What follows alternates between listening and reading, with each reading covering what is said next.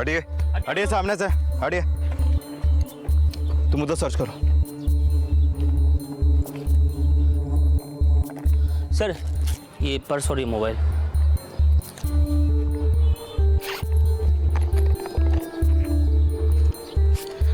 सिर्फ cash, ATM card सब है इसमें।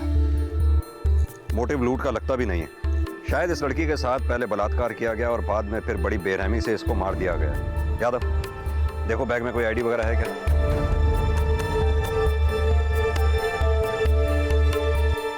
प्रीति शर्मा, एरन telecom limited, A403 Zenith tower. साहब, प्रीति मैडम कल रात 11 बजे ऑफिस से निकली थी। वो जब निकली यहाँ से तो साथ में कोई था उनके? नहीं साहब, सब लोग 7 साढ़े 7 बजे तक निकल गए थे, लेकिन प्रीति मैडम 11 बजे तक यहीं थी। वो क्यों? ये मैं कैसे बता सकता हूँ, शायद होगा कोई काम। बॉस लोग 10 बजे तक आएंगे, आप उन्हीं से पूछ लीजिएगा। प्रीति का फोन नंबर और एड्रेस होगा आपके पास? हाँ साहब।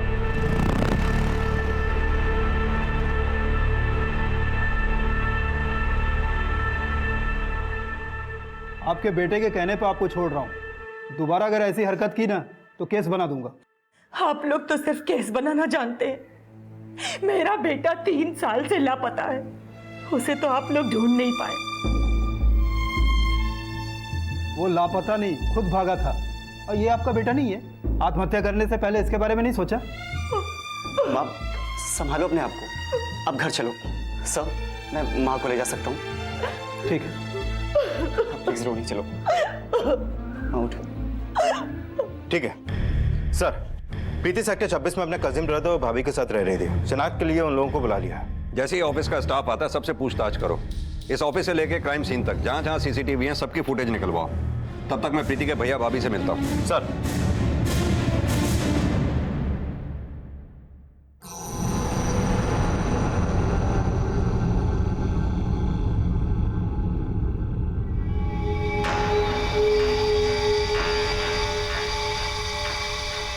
क्या हुआ? आप लोग तो ऐसे रिएक्ट कर रहे हैं जैसे ये प्रीति नहीं कोई और है। नहीं सर, ये प्रीति ही है।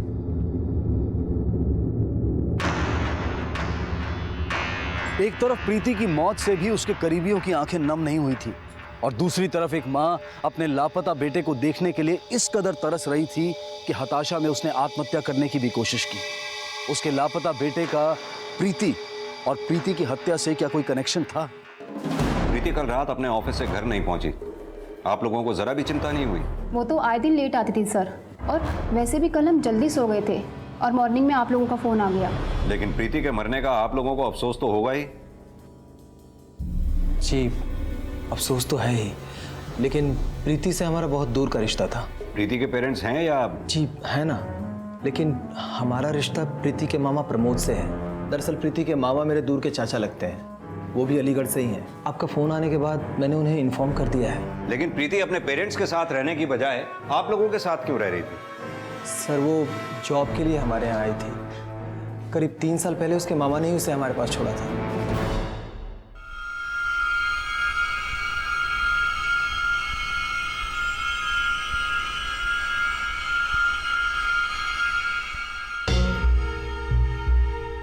प्रीति पिछले 3 साल से आप लोगों के साथ रह रही थी।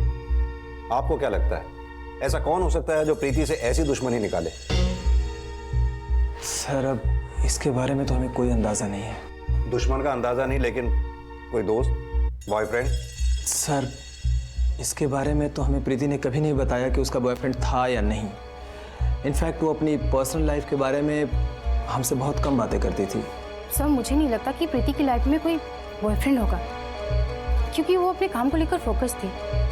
सब मैंने उसे कई बार कहा था कि तुम टाइम पर घर चली जाया करो, पर शायद उसे घर जाना अच्छा नहीं लगता था। कल भी वो ओवर टाइम कर रही थी और इसी ओवर टाइम के चक्कर में उसके साथ ये हादसा हुआ। आप कहना क्या चाहती हैं, साफ साफ बताइए। सर कल 11 सवा 11 बजे प्रीति ने मुझे फ़ोन किया था। तब ऐसा लग रहा था जैसे वो किसी प्रॉब्लम में थी।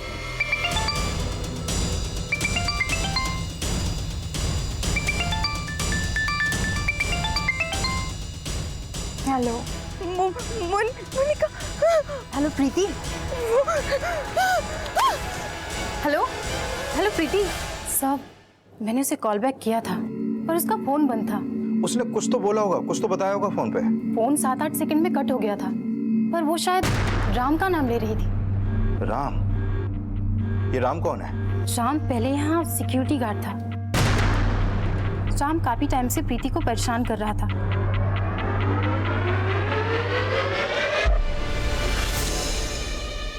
मुझे पता चला तो मैंने ही उसे राम की कंप्लेंट करने के लिए कहा। सब जब से उसे यहाँ से निकाला गया है, मैंने उसे कई बार बिल्डिंग के नीचे देखा है। सब मुझे लगता है शायद राम ने ही प्रीति के साथ ये सब कुछ किया है।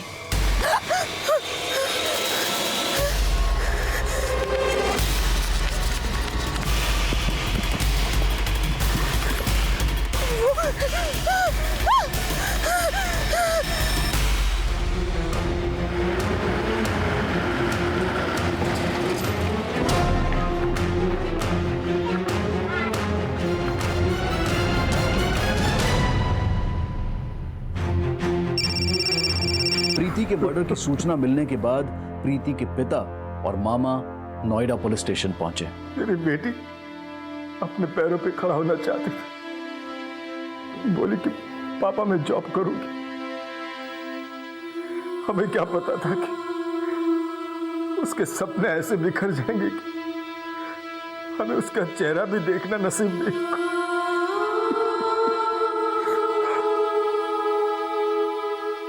किसने मारा मेरी बेटी को? किसने? एक सिक्योरिटी गार्ड था आपकी बेटी की कंपनी में, राम। हमें उसी पे शक है। आपको कभी बताया प्रीति ने कि उसकी कंपनी का सिक्योरिटी गार्ड उसके साथ छेड़छाड़ किया करता था? नहीं साहब, हमारी बेटी ने हमें कुछ भी नहीं बताया। बहुत ही सीधी लड़की थी सर। हमें तो यकीन ही नहीं हो रहा सर कि वो अचानक ऐसे।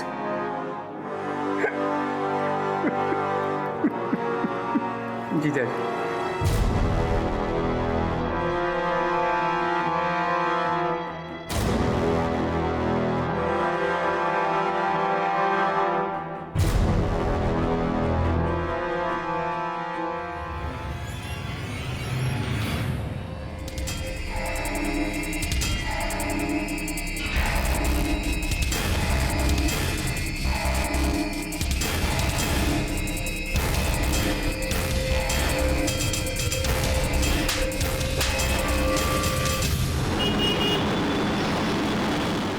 पुलिस वाले मेरे बेटे को भगोड़े तो ऐसे बोलते हैं जैसे मेरा बेटा कोई क्रिमिनल हो। माँ, ये सिर्फ हम दोनों जानते हैं कि जय भैया ने कुछ नहीं किया, लेकिन आज जो आपने किया वो भी सही नहीं है। अगर आज आपको कुछ हो जाता तो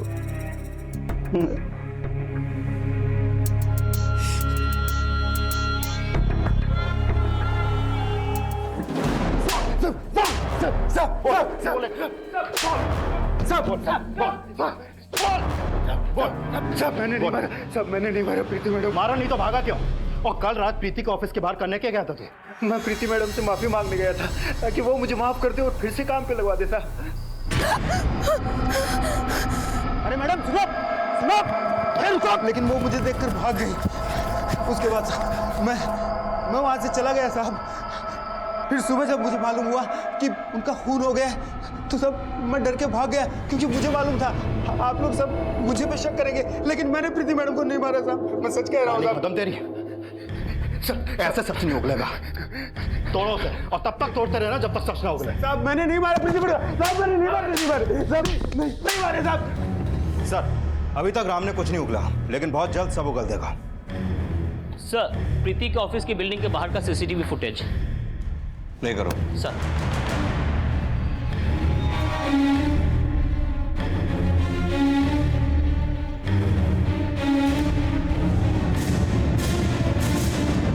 पॉज करो।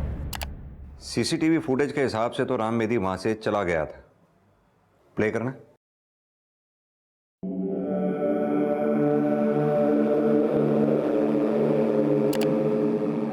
ये कौन? जूम करना। ये राम मेदी के जाने के 47 सेकंड बाद कोई दूसरा आदमी आ गया। चेहरा भी अपना पर्पसली ढका हुआ है। सवाल ये है कि राम मेदी के जाने के 47 सेकंड बाद वाकई कोई दूसरा आया या राम मेदी कपड़े बदल कर आ गया? मैं सच कह रहा हूँ साहब, मैंने कुछ नहीं किया साहब। साहब मैं सच कह रहा हूँ आपसे। सर, राम मेहदी का ना तो घर में ऐसी कोई टी शर्ट मिली और ना ही रेलवे स्टेशन में बरामद हुए इसके सामान में है। सर हो सकता है ये राम मेहदी ना हो। तो फिर ये है कौन जो राम मेहदी के जाने के 47 सेकंड बाद आया और वहां गया जहां राम मेहदी से डर के प्रीति छुपी हुई थी?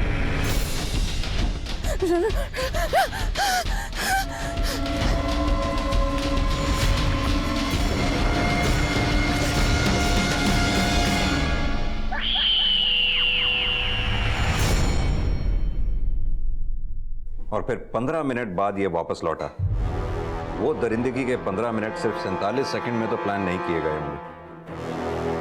हो सकता है राम मेहदी जानता हो कि ये है कौन। राम मेहदी ने ही इसे प्रीति से बदला लेने के लिए भेजा हो।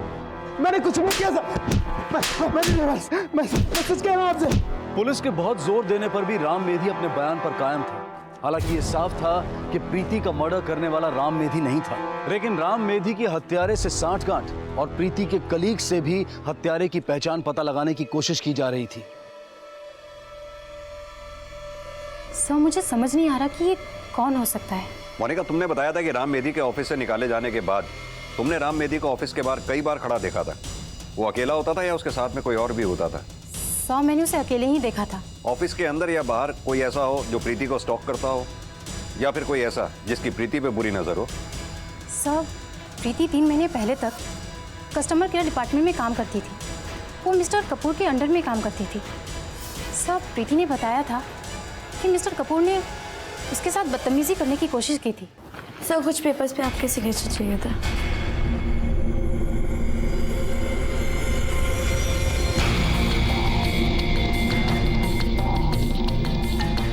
क्या हुआ प्रीति, तू रो क्यों रही है? अंदर बॉस ने क्या किया? अरे कुछ नहीं किया मैंने, झूठ बोल रही है। एक काम ठीक से नहीं करती है। आज मैंने उसे डांट दिया, बोला जॉब से निकला दूंगा, तो देखो नौटंकी, मुझ पे झूठा एलिगेशन लगा रही है। नहीं मैं झूठ नहीं बोल रही। Shut up. सर इसके बाद प्रीति खुद जॉब छोड़ना चाहती थी, पर हमारे बॉस ने उसका डिपार्टमेंट चेंज कर दिया था। बॉस कौन? मिस्टर कपूर? नहीं सर, हमारे जीएम भाटिया सर। तो फिर मिस्टर कपूर के साथ क्या हुआ? साहब मिस्टर कपूर को हमारे बॉस ने वार्निंग दी थी, जिससे उनका प्रमोशन रुक गया था। इस वजह से वो प्रीति से काफी चिढ़ते थे, पर कह कुछ भी नहीं पाते थे। सर यकीन मानिए, मैंने प्रीति के साथ कभी भी कोई भी बदतमीजी नहीं की। सर ये उसने झूठा एलिगेशन लगाया था मुझ पर। प्रीति से नफरत निकालने की एक वजह यह भी हो सकती है। वैसे तुम्हारे बारे में जो कुछ भी पता चला है, उससे लगता नहीं कि प्रीति ने झूठ बोला होगा। सर उसने झूठ ही बोला है। सर उसकी वजह से ही मेरा प्रमोशन रुक गया। प्रमोशन तो तुम्हारा क्रिमिनल बनने में हुआ। पहले एक सीधी सादी लड़की को मोलेस्ट करने की कोशिश की और बाद में उसका रेप ही नहीं, उसका मर्डर भी कर दिया। सर आप ही सोचिए ना, मैं एक बीवी बच्चा वाला आदमी हूँ सर। मैं ऐसी हरकत करके अपनी जिंदगी क्यों बर्बाद करना चाहूंगा? नीयत में अय्याशी और शक्ल पे शराफत, तुम्हारे जैसे लोगों से रोज सामना होता है हमारा। अब सीधी तरह से बताओगे या हम उगलवाएं? सर जिस रात ये कांड हुआ ना, मैं अपने घर पे था। चाहे तो आप चेक कर लो सर। चेक तो अब तुम्हारा सारा बैकग्राउंड होगा, क्योंकि तुम्हारे जैसे लोग किसी से नफरत निकालने के लिए क्या क्या चालाकियां कर सकते हैं सब जानते हैं। अभी तो तुम्हें जाने दे रहे हैं, लेकिन ये शहर छोड़कर जाना मत। जा सकते हैं आप। सुबह इस कपूर पे नजर रखो। सर प्रीति की पोस्टमार्टम रिपोर्ट का क्या स्टेटस है? अभी तक नहीं आई सर। अगर प्रीति का रेप हुआ है तो डीएनए सैंपल के थ्रू उस रेपिस्ट तक पहुंचा जा सकता है। पुलिस को लग रहा था कि प्रीति की मेडिकल और पोस्टमार्टम रिपोर्ट के जरिए क्रिमिनल को आइडेंटिफाई करने की लीड जरूर मिलेगी, लेकिन प्रीति की पोस्टमार्टम रिपोर्ट ने इस केस को और भी ज्यादा उलझा दिया। सर ये प्रीति की पोस्टमार्टम रिपोर्ट, इस रिपोर्ट के मुताबिक उसकी मौत उस रात 11 बजे के आसपास हुई और एक्सेसिव ब्लीडिंग की वजह से उसकी मौत हुई। लेकिन सर सेक्सुअल असॉल्ट का कोई साइन नहीं मिला, यानी उस रात प्रीति के साथ कोई रेप नहीं हुआ। शायद मर्डर करने वाले ने यह विटनेस किया कि राम मेहदी प्रीति का पीछा कर रहा था, इसीलिए उसने मर्डर को रेप की शक्ल देने की कोशिश की। लेकिन जिस बेरहमी से उसने प्रीति का कत्ल किया, उसे यह बात तो साफ है कि वो प्रीति को पहले से जानता था और उसने कोई पुरानी दुश्मनी निकाली। सर जिस रात प्रीति का मर्डर हुआ, उस दिन उसका मैनेजर कपूर शाम 7:30 बजे ऑफिस से निकल गया था और अगले दिन सुबह तक वो अपने घर वैशाली में ही था। सर हो सकता है उसने इस आदमी को प्रीति को मारने के लिए हायर किया हो। प्रीति का मर्डर करने वाला क्या वाकई किसी का मोहरा था? राम मेहदी के बाद अब टेलीकॉम के मैनेजर के कॉल रिकॉर्ड्स और गतिविधियों को भी खंगाला जा रहा था और मोहरे को प्रीति को मारने की मंशा रखने वाला दोस्त या दुश्मन भी समझा जा रहा था। प्रीति के कॉल रिकॉर्ड्स खंगाले जा रहे थे, लेकिन हत्यारे की पहचान अब भी रहस्य बनी हुई थी। नहीं सर, ये हमें बिल्कुल समझ में नहीं आ रहा है कि ये कौन हो सकता है। देवेंद्र जी, प्रीति पिछले 3 साल से नोएडा में इन लोगों के साथ रह रही थी। इनसे पहले जब तक वो आपके साथ थी, क्या कोई ऐसा था जिसकी मंशा प्रीति को नुकसान पहुंचाने की हो? कोई मनचला दोस्त, कोई बॉयफ्रेंड? नहीं सर, ऐसा तो कुछ नहीं था। अगर होता भी तो वो आपको क्या बताती? मेरा मतलब एक सिक्योरिटी गार्ड से लेकर एक कंपनी के मैनेजर तक ने प्रीति की नाक में दम कर रखा था। उसने ये बातें आपको नहीं बताई तो हमेशा आपको सब कुछ बताया हो, इस बात की क्या गारंटी? हमें तो कुछ समझ नहीं आ रहा सर। मेरी बेटी बिल्कुल गाय जैसी थी। क्या पता था कि उसका सीधापन ही उसे खा जाएगा। कभी कभी इंसान की खामोशी ही उसकी दुश्मन बन जाती है। प्रीति की हत्या उसकी खामोशी का ही परिणाम थी। लेकिन प्रीति की खामोशी में किस दर्द की आग छुपी थी? ऐसा कौन सा जख्म था जिसने प्रीति को इतना रिजर्व बना दिया था कि उसके करीबियों से भी पुलिस ये नहीं जान पा रही थी कि प्रीति अपने किस दोस्त या किस दुश्मन के अपराध का शिकार हुई थी?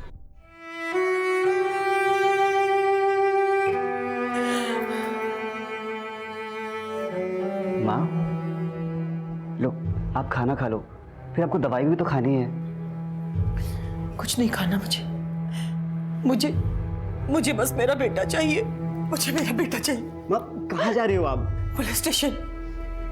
आज अगर उन लोगों ने कुछ नहीं बताया ना तो मैं खुद को नहीं, थाने में आग लगा दूंगी। माँ, वो पुलिस वाले हैं, हम उनसे ऐसे पेश नहीं आ सकते। तो क्या करूं? बोल क्या करूं? अपने बेटे की शक्ल देखे भी नहीं मर जाऊं? माँ प्लीज, आप ऐसा मत बोलो। जय भैया जरूर मिलेंगे। कब आएगा? बोल कब आएगा? संभालो अपने आप। नहीं, मेरा जय भैया जरूर जल्दी। मेरा जय कब आएगा? आप बैठो, आप बैठो। कब आएगा मेरा बेटा? कब आएगा जी? लो आप खाना खा लो, फिर हम साथ में पुलिस स्टेशन चलेंगे।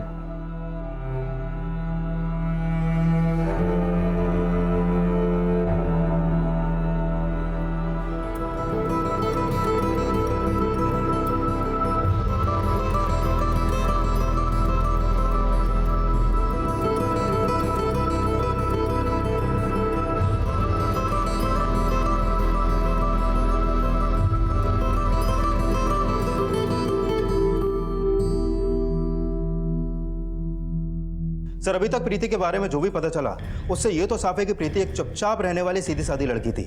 घर से ऑफिस, ऑफिस से घर, ना किसी से मिलना, ना पार्टी, ना दोस्त, ना कोई लवर। सर, उसके कॉल रिकॉर्ड से लेकर नोएडा में प्रीति से जुड़े जितने भी लोग थे सबको खंगाला, लेकिन राम मेहदी और उसके मैनेजर कपूर को छोड़कर ऐसा कोई सामने नहीं आया जिसके पास प्रीति को मारने का कोई मोटिव हो। लेकिन सर, राम मेहदी और उसके मैनेजर कपूर के खिलाफ हमारे पास कोई सबूत नहीं है। सर, प्रीति नोएडा में जहाँ रहती थी वहाँ के एक पड़ोसी ने बताया कि प्रीति का अपने कजन ब्रदर संजय और भाभी अर्चना के साथ अच्छा रिलेशन नहीं था। प्रीति रात को जब भी देर से घर आती तो वो लोग घर का दरवाजा भी नहीं खोलते और प्रीति रात भर घर के बाहर बैठी रहती थी। सर, पिछले दिनों हमारी डोरबेल खराब थी और भला हम अपने मेहमान के साथ ऐसा क्यों करेंगे? वो क्या है कि कई लोगों को दूर के रिश्तेदार एक दिन भी नहीं सुहाते। फिर प्रीति तो 3 साल से आप लोगों के यहाँ रह रही थी।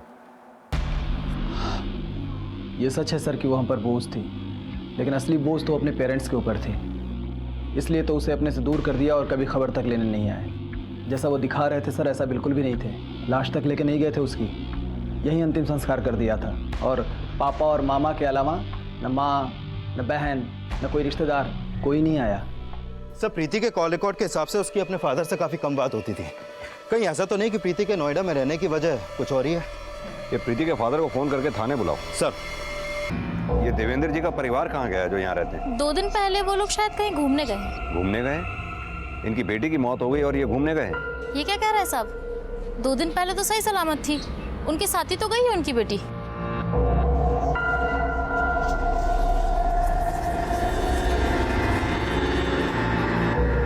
प्रीति नाम है इसका। पिछले हफ्ते इसका मर्डर हो गया। मैं इसे नहीं जानती साहब, और मैं तो क्या यहाँ कोई नहीं जानता।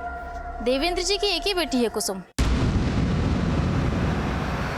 ये प्रीति पिछले 3 साल से नोएडा में रह रही थी। आप बता सकती हैं ये देवेंद्र परिवार यहाँ कब से रह रहा है? 3 साल से वो लोग यहाँ रह रहे हैं। इससे पहले ये लोग कहाँ रहते थे? सब ये तो नहीं मालूम, लेकिन ये लोग अलीगढ़ से हैं इतना मालूम है मुझे। ये बता सकती हैं इनका मकान मालिक कहाँ रहता है? यहीं पास में ही रहता है सब। प्रीति के पिता का अलीगढ़ का एड्रेस पता करने के बाद पुलिस प्रीति के मामा और फिर प्रीति के पिता के घर पहुंची, लेकिन दोनों ही एड्रेसेस पर कोई मौजूद नहीं था। लेकिन जब पुलिस ने पड़ोसियों का बयान लिया तो प्रीति की जिंदगी का एक नया राज सामने आया। ये आपके पड़ोस में देवेंद्र और उसका परिवार रहा करता था? जी। कुछ बताएंगे? 4 साल पहले देवेंद्र की दिल्ली में नौकरी लग गई थी और वो अपनी बीवी और बच्चों के साथ फरीदाबाद शिफ्ट हो गया था। ये उन्हीं की बेटी है? हाँ, ये उनकी बड़ी बेटी थी, इससे छोटी कुसुम है। आपने कहा कि 4 साल पहले देवेंद्र अपने परिवार समेत फरीदाबाद में शिफ्ट हो गए थे, लेकिन ये उनकी बेटी प्रीति पिछले 3 साल से नोएडा में क्यों रह रही थी? प्रीति नोएडा में रहती? जी। हमने तो कुछ और ही सुना था। क्या सुना था? सुना था 3 साल पहले कोई लड़का इसे भगा कर ले गया था। लड़का? कौन लड़का? वो नहीं पता साहब, हो सकता है वहीं का कोई लड़का हो जहाँ 4 साल पहले देवेंद्र रहने गए थे। पिछले 3 साल से तो देवेंद्र परिवार समेत बल्लभगढ़ में रह रहे थे। उससे पहले फरीदाबाद में कहाँ रहते थे, उसका एड्रेस है आपके पास? एड्रेस तो नहीं है सर। संध्या जी, आपका बेटा जय मिलेगा तो भी आपके साथ नहीं होगा, वो जेल जाएगा। 17 साल की लड़की को लेकर भागा था वो। नहीं साहब, मेरा बेटा किसी लड़की के लिए अपनी माँ से 3 साल तक दूर नहीं रह सकता। आप पता लगाइए, वो भागा नहीं था, वो कभी कोई गलत काम नहीं कर सकता है। सर, अगर वाकई में कोई लड़का 3 साल पहले प्रीति को लेकर भागा था तो 3 साल से प्रीति नोएडा में क्यों रह रही थी? हो सकता है 3 साल पहले प्रीति जिस लड़के के साथ भागी वो भाग तो गई, लेकिन उनका रिश्ता ज्यादा दिन तक टिक नहीं पाया हो और प्रीति के मर्डर में उसी लड़के का हाथ हो। सर, अगर ऐसा कुछ है तो प्रीति के फादर और मामा ने हमें कुछ क्यों नहीं बताया, और अब पूरे परिवार सहित कहाँ गायब हो? अब ये बात तो प्रीति के फादर और मामा से मिलकर ही पता चलेगी। ये प्रीति के मामा और फादर दोनों का फोन सर्वेलेंस पे डालो। जैसे ही इनका फोन ऑन हो फौरन ट्रेस करो। प्रीति के फादर देवेंद्र परिवार 3 साल से बल्लभगढ़ में रह रहे हैं, उससे पहले वो फरीदाबाद में रहते थे। ये फरीदाबाद पुलिस स्टेशन से बात करो, हो सकता है 4 साल पुराना एड्रेस पता चले। प्रीति के पिता और मामा का परिवार समेत गायब होना सवाल तो खड़े कर रहा था, लेकिन जब नोएडा पुलिस फरीदाबाद पुलिस से मिली तो प्रीति से जुड़ा 3 साल पुराना एक और केस सामने आया। 3 साल पहले 10 जुलाई 2013 को प्रीति के फादर देवेंद्र ने जय सोलंकी के खिलाफ केस फाइल किया था। उनका कहना है कि जब जय प्रीति को लेकर भागा था उस वक्त प्रीति की उम्र 17 साल 8 महीने थी। तब से ना जय का पता है ना प्रीति का पता है। यानी प्रीति पिछले 3 साल से नोएडा में रह रही थी, ये बात प्रीति के फादर देवेंद्र जी जानते थे। लेकिन सर, इस केस की फाइल में ऐसा कुछ भी अपडेट नहीं है। थोड़े दिन पहले ही हमारा यहाँ ट्रांसफर हुआ, मालूम हुआ कि जय की माँ संध्या बार बार इस केस को फॉलो अप कर रही है और बार बार ये कह रही है कि मेरा बेटा निर्दोष है, लापता है, उसने प्रीति को नहीं भगाया। प्रीति और जय अगर भाग गए थे तो पिछले 3 साल से प्रीति नोएडा में क्यों रह रही थी? 3 साल से जय कहां था और प्रीति का मर्डर करने वाला कौन था? सर, जय भी 3 साल से गायब है और 3 साल से प्रीति नोएडा में रह रही है। अगर प्रीति जय के साथ भागी थी तो क्या प्रीति के मर्डर से जय का कोई कनेक्शन है या फिर कहानी कुछ और भी है? कहानी जो भी हो दुबे, लेकिन ये कहानी आज से 3 साल पुरानी नहीं बल्कि आज से 4 साल पुरानी है, जब प्रीति और उसकी फैमिली अलीगढ़ से फरीदाबाद शिफ्ट हुए थे। लेकिन एक बात तो साफ है, ये प्रीति के मर्डर का कनेक्शन इस जय सोलंकी से जरूर जुड़ा हुआ है। कोई भी कदम उठाने से पहले हमें प्रीति और जय के रिश्ते की असल कहानी समझनी पड़ेगी। तुम जय की माँ से मिलो, मैं फरीदाबाद उस पते पर जाता हूं जहां प्रीति और उसकी फैमिली 4 साल पहले शिफ्ट हुए थे। सर,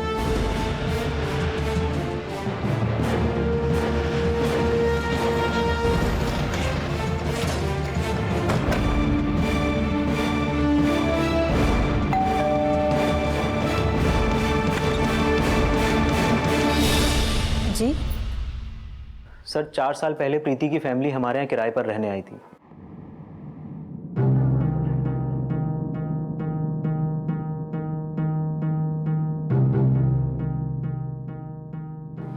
जय सोलंकी मेरा साला है सर, उसका मेरे घर पे आना जाना था और उसी दौरान जय और प्रीति की मुलाकात हुई थी सर।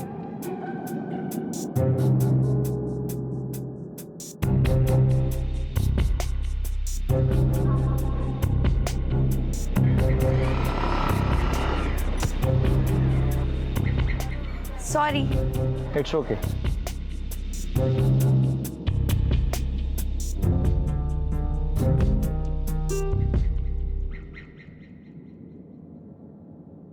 प्रीति, कुसुम,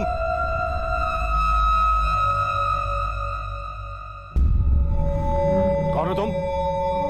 यहाँ क्या कर रहे हो? अरे जय, तू कब आया? अभी आया दीदी। चला अंदर आ।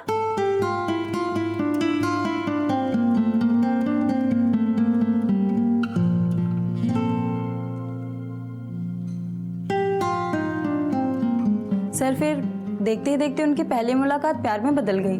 बताओ, क्यों घूम रहे थे उस लड़के के साथ? बोल भाई, क्यों घूम रहे थे उस लड़के के साथ? जवाब दे मुझे। अरे भाई साहब, हुआ क्या? क्यों मार रहे हैं प्रीति को? वाह, आग लगाने वाले ही पूछ रहे कि धुआं कहां से निकला था। गगन, अपने सालों को समझा दे, मेरी बेटी के आसपास भी दिखा तो अच्छा नहीं होगा। सर उसके बाद प्रीति के फादर देवेंद्र जी ने प्रीति को उसके मामा प्रमोद जी के पास अलीगढ़ रहने भेज दिया था और उसके कुछ दिन बाद वो लोग भी यहाँ से घर खाली करके चले गए सर। कितना टाइम रहे वो लोग यहाँ पर? सर करीब 1 साल। और प्रीति को अलीगढ़ कब भेजा? सर घर खाली करने से 2 महीना पहले। सर प्रीति के फादर ने जब जय पर प्रीति को भगाने का आरोप लगाया था उस वक्त प्रीति अलीगढ़ में थी सर। माना कि जय प्रीति से बहुत प्यार करता था साहब, लेकिन वो अपनी माँ से और अपने भाई से उतना ही प्यार करता था। और मुझे नहीं लगता साहब कि वो अपनी माँ और अपने भाई से बिना मिले, बिना फोन किए 3 साल तक रह सकता है। लेकिन संध्या जी, एफआईआर के हिसाब से जय पे केस फाइल हुआ 10 जुलाई की सुबह। आपकी जैसे आखिरी बार कब बात हुई? 8 जुलाई की रात को। बेटा 10 बज गया, कहाँ है तू? अब तक घर नहीं पहुंचा। माँ मैं आज रात घर नहीं आ सकता। क्यों बेटा? ऑफिस का एक थोड़ा सा काम है तो आने में सुबह होगी। लेकिन हमें तो पता चला था कि वो उस रात ऑफिस में था ही नहीं। और 9 जुलाई की सुबह जय का फोन अलीगढ़ में एक्टिव था और उस समय प्रीति भी अलीगढ़ में ही थी। जरूर प्रीति के बाप ने जय को गायब करवाया है और प्रीति को भी उसी ने कहीं छुपा दिया है। लेकिन प्रीति का तो मर्डर हो चुका है। प्रीति का मर्डर? और मेरा बेटा साहब, मेरा बेटा कहाँ है साहब? लेकिन अभी तो आप बोल रही थी कि जय ने प्रीति को नहीं भगाया। हाँ, नहीं भगाया था साहब, लेकिन वाह, प्रीति को तो आप लोगों ने ढूंढ लिया, लेकिन मेरा बेटा 3 साल से लापता है। उसकी कोई खबर आप लोगों ने हमें नहीं दी। और एक माँ होने के नाते क्या मैं अपने बेटे के बारे में इतना भी नहीं पूछ सकती? जय की मां जय को निर्दोष बता रही थी, लेकिन जल्द ही प्रीति के फादर का पक्ष भी सामने आने वाला था। सर, प्रीति के फादर का फोन अभी रुड़की में ऑन हुआ है और मुजफ्फरनगर की तरफ ट्रैवल कर रहा है। ये रुड़की और मुजफ्फरनगर के बीच में जितने भी टोल नाका और चेक पोस्ट हैं, सभी को अलर्ट कर दो।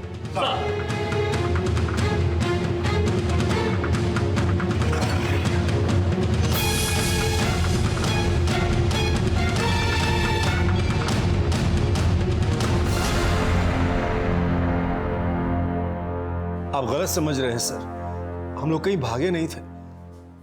प्रीति की अस्थियां विसर्जित करने हरिद्वार गए थे। लेकिन 3 साल पहले आपने फरीदाबाद पुलिस में यह कंप्लेंट लिखवाई थी कि आपकी बेटी प्रीति जय सोलंकी के साथ भाग गई थी। आपने फरीदाबाद पुलिस से प्रीति को ढूंढने के लिए भी कहा था, जबकि आपने प्रीति को नोएडा में छिपा के रखा हुआ था। पिछले 3 साल से क्या छिपा रहे हैं आप लोग? ये सच है सर। 3 साल पहले वो लड़का हमारी बेटी को धोखे से भगा ले गया था। उस लड़के ने हमारी बेटी की जिंदगी खराब कर दी है सर, और इसीलिए हमारी बेटी बहुत ही डरी सहमी रहती थी। मैं आपको ये सब कुछ बताना चाहता था, लेकिन बदनामी के डर से खामोश रहा। बदनामी से डर रहे थे या फिर कोई कांड किया था आप लोगों ने? कांड तो उस लड़के ने किया था सर। 2 दिन तक मेरी बेटी के साथ रेप किया उसने, और फिर उसे बेसहारा छोड़कर भाग गया था। कहां छोड़ के भागा? होटल में।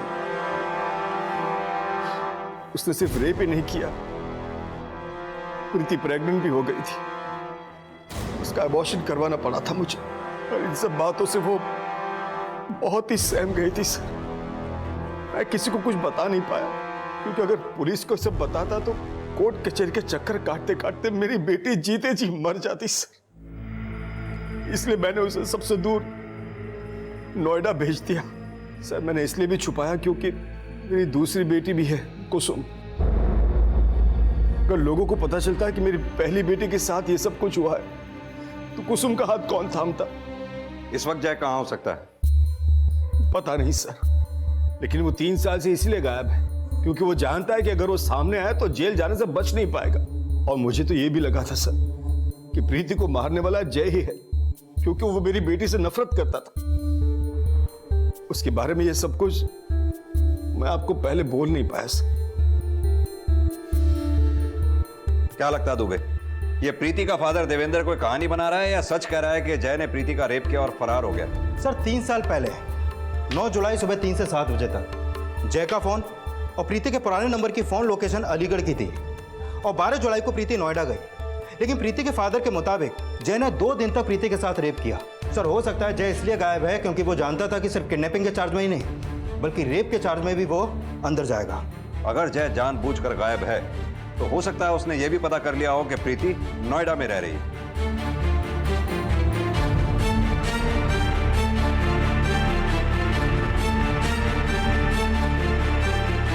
क्या लगता है दुबे, ये जय सोलंकी तो नहीं? सर अगर ये वाकई में जय सोलंकी है तो एक बात अजीब है, 3 साल तक इसने ना तो अपनी माँ से कोई कांटेक्ट किया और ना ही अपने भाई अजय से।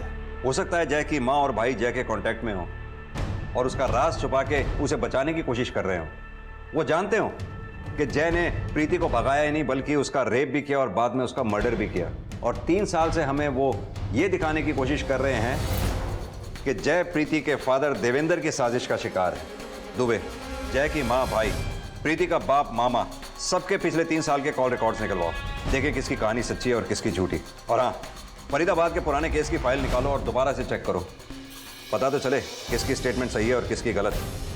दोनों तरफ से हमें कंफर्म करना होगा। सर,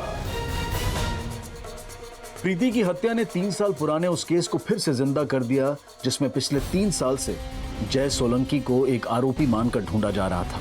जय अब कहां था ये जानने के लिए जय और प्रीति से जुड़े हर शख्स का बयान एक नए नजरिए से लिया जा रहा था। सर, प्रीति के फादर देवेंद्र ने बताया था कि 12 जुलाई को प्रीति उनसे होटल में मिली थी, लेकिन 12 जुलाई को तो प्रीति के फादर की फोन लोकेशन अलीगढ़ की थी। साहब, मैं जल्दी में फोन अपने घर पे ही भूल गया था। लेकिन उस दिन तुम्हें होटल से कोई फोन नहीं आया था, जैसा कि तुमने कहा प्रीति ने तुम्हें होटल से कांटेक्ट किया था। हाँ, शायद फोन प्रीति की मामा को गया था। अब झूठ बोलने की कोई गुंजाइश बची नहीं है। हाँ यादव सर, जय के भाई अजय की एक इंफॉर्मेशन हाथ लगी है। ये तुम्हारे ऑफिस के सीसीटीवी फुटेज है। जिस रात प्रीति का मर्डर हुआ तुमने यही टी शर्ट पहनी थी। अब बता, सच क्या है? भैया के गायब होने के 3 साल बाद मैंने प्रीति को देखा था और मैं उससे जानना चाहता था कि मेरे जय भैया कहाँ हैं। और उस रात उसके ऑफिस के बाहर मैं उसके आने का वेट कर रहा था। अरे मैडम सुनो, अरे रुको।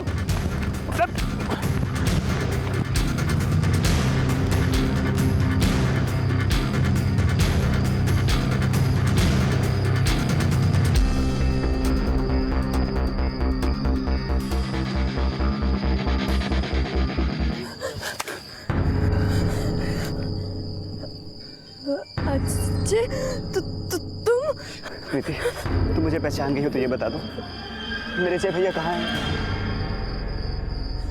मैंने पूछा जय भैया कहाँ हैं? बोलो प्रीति। तुम्हारे पापा ने जय भैया के खिलाफ केस फाइल किया है, क्यों तुम्हें भगा के ले गए? प्रीति बोलो कहाँ है जय भैया, बोलो।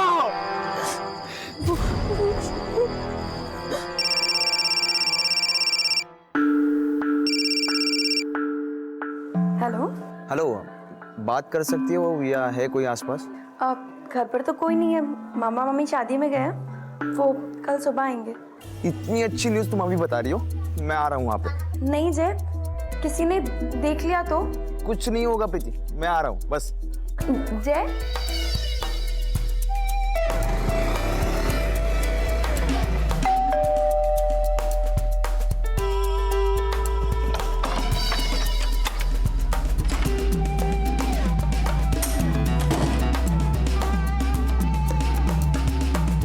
ये तुम्हारे लिए। ये क्या है? अभी नहीं।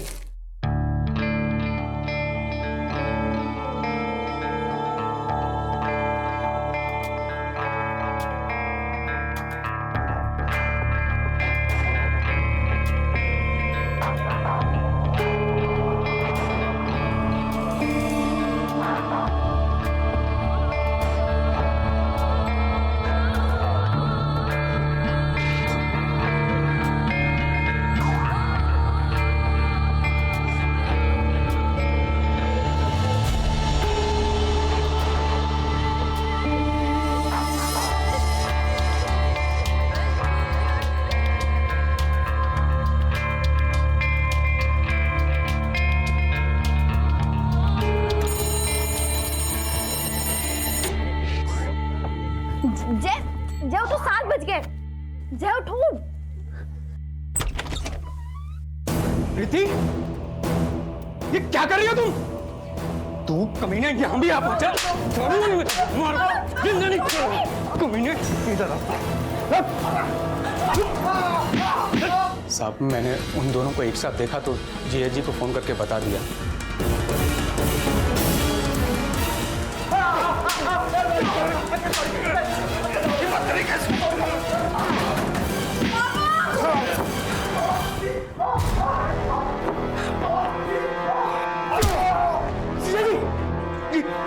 ये क्या कर दिया आपने? छन से मार दिया ऐसे? मार दिया। पापा ने जय को मार दिया। सर, हमने जय को मार के उसे गाड़ दिया था।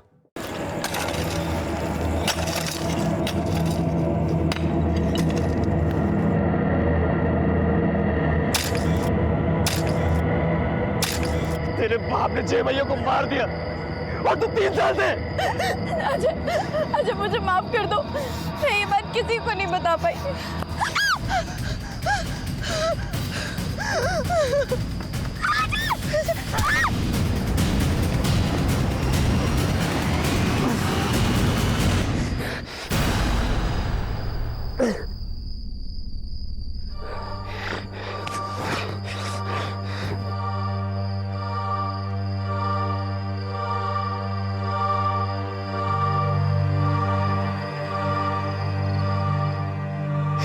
माँ अब तक सोच रही है कि जय भैया एक दिन जरूर वापस आएंगे, लेकिन मैं उन्हें ये तक न बता सका कि 3 साल पहले जय भैया का। माना कि प्रीति पिछले 3 साल से खामोश थी, लेकिन प्रीति ने तुम्हारे भैया जय का मर्डर नहीं किया था। प्रीति का मर्डर करने की बजाय अगर तुम हमारे पास आते, हमें सच बताते, तो आज तुम्हारी मां को जय का नहीं तो कम से कम तुम्हारा तो सहारा रहता।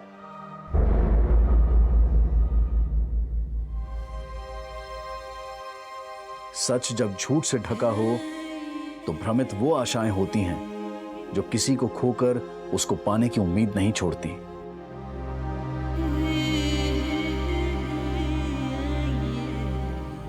प्रीति के पिता और मामा ने जो अपराध किया वो माफी के काबिल नहीं है, लेकिन प्रीति की हत्या के लिए जितना अजय को कोसा जाएगा, उतना ही जय की हत्या के इंसाफ में हुई देरी के लिए प्रीति को दोषी समझा जाएगा।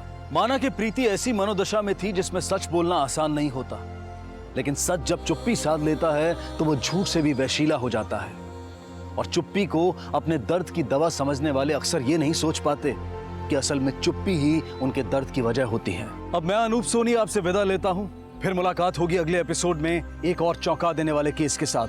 तब तक अपना और अपने परिवार का ख्याल रखें और देखते रहें क्राइम पेट्रोल डायल 100। सबक एक को सीख हम सबको। जय हिंद।